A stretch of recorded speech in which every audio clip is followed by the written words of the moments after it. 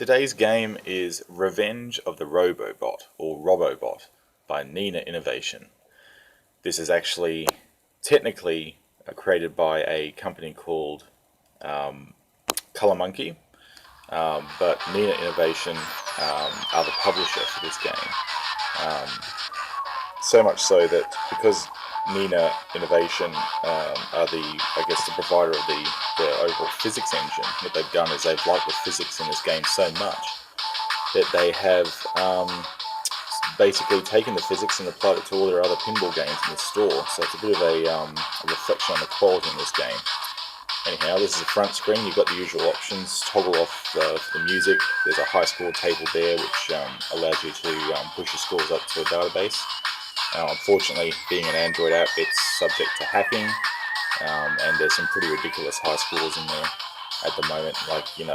I don't really see how anybody can get a 4 billion score on this thing, particularly as there's at number 4, number 6, and number 11, there are actually 3 scores of the same person, so that's a pretty high score. I'd like to see them actually do that in real life. Anyhow, hackers are hackers. Don't waste your time with them. Just look at the real scores that are around. 100, 200, perhaps even 400 on a good game. Anyhow, let's start the game.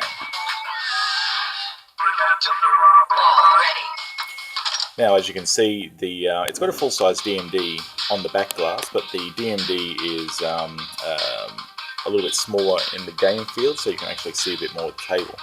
And you'll want to see a bit more of the table because just have a look at it. It's so beautiful and high res. The graphics are actually, they made their own engine for this. It's got reflections, it's got really great stereophonic sound. Unfortunately, the pickup on the Nexus 7 2013 here is mono only, and SCR Pro, which is what I'm using to record, has to actually use the speakers because the Android lids are actually pretty shocking on Android. Anyhow. So as you can see, it's got a full-size DMD when you go into the bonus count, and you'll see subtle reflections in the playfield glass. There's actually reflections all throughout the playfield glass, which adds to the illusion that you need in a digital pinball game.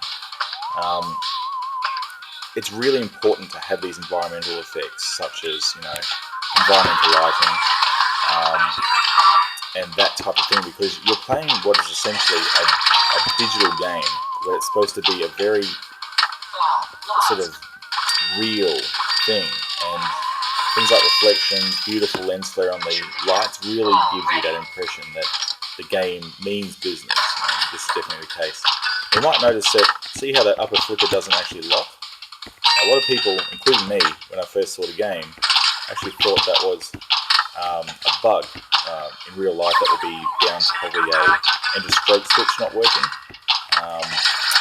or a hold winding on the flipper coil being broken, the wire broken. But in this particular case, Color Monkey decided that the game was far too easy, having that upper flipper being able to be held. So they made the decision to implement what looked like a bit of a broken flipper at the top. And really, this short video doesn't really give you the full appreciation of the table and the lighting effects on it. As you can see, it's got alpha panes on everything, basically. You're seeing beautiful lighting over all elements of the playfield. And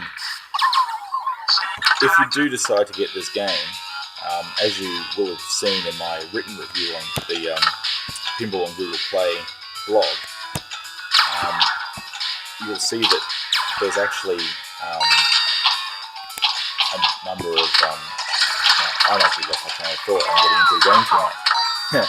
So, yeah, here we go. There's some nice effects for you. So, there's 6 missions, as you can see in the little... actually, sorry, 5 missions at the moment.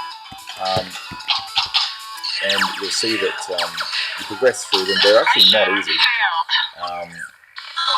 And this is only one table, but seriously, you can play this for hours. The table has tilt support. It's only vertical tilt, so you don't have horizontal tilt. And it's accelerometer only. You can't change it to touch, which makes it a little bit tricky to map if you are wanting to use a controller. This game, unfortunately, this is a real shame, it doesn't have hardware controller support, so no mobile support at this stage. What I have learned, though, I decided to contact Color Monkey before doing this review, and there is some exciting news of sorts that is going to happen with Color Monkey. Without going into too much detail, you should probably start subscribing to Color Monkey's Facebook pages and social media accounts to keep updated, or take a look at the Pinball Arcade Fans thread about Robobot in the other pinball subforum on that forum. One of the developers there, in fact, the CTO, Anders, is probably one of the most highly engaged people that I've actually met as far as Android development goes, apart from our favourite Ryan from Pinball Arcade. It's also very good.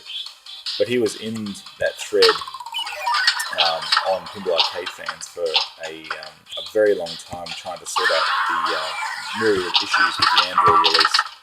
The problem with Android is that for Color Monkey, most of their revenue comes from iOS, of course, because it's a far more controlled ecosystem than Android is. Regrettably, 10% of the support calls come from iOS, and about 90% of the support calls come from Android. So it's really regrettable that it's that sort of balance, which means that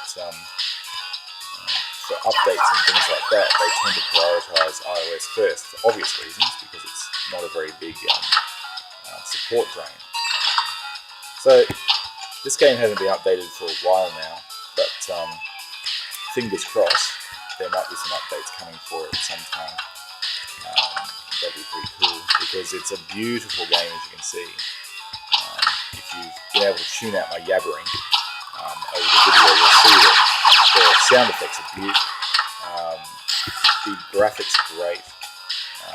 The idea with this table, as you'll see, if you take a look at the claw, you'll see that it's got some chipped paint on it and stuff. The idea with this game is that they've made it so it's a bit of a battle-hardened arcade table.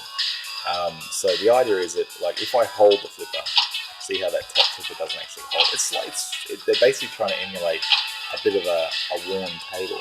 You'll see some chips and stuff on the table. See, have a look at the bottom of the slingshot, the left slingshot. You'll see some damage to the playfield. So this goes a little bit away from the other table developers at the moment, such as Farsight and Zen, in that they're trying to make perfect, brand new in-box versions of games.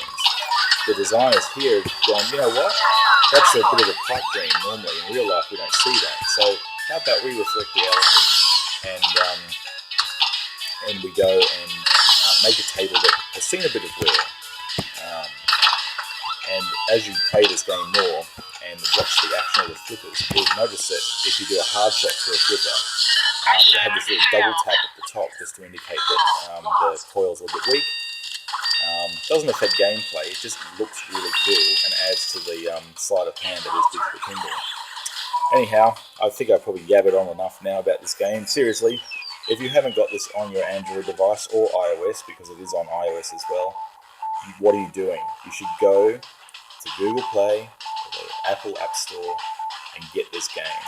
You won't be disappointed. It is fantastic. Hope you enjoyed my yabbering. Hope you enjoyed the bit of a playthrough of the table. If you're not already convinced, go and get it. This is something of a diamond in a rough on the Google Play Store regarding pinball. Enjoy.